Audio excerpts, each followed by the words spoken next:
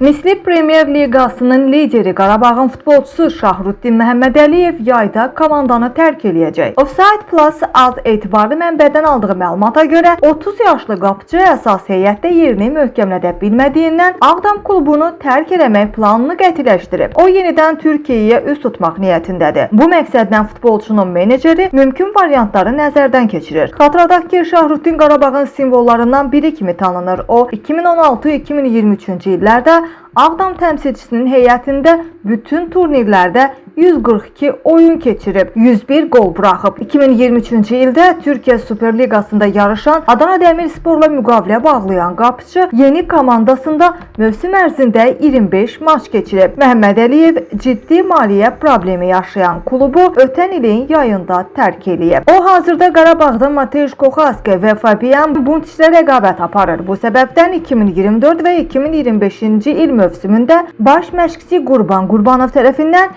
cəmi 11 dəfə forma geyinmə şansı qazanıb.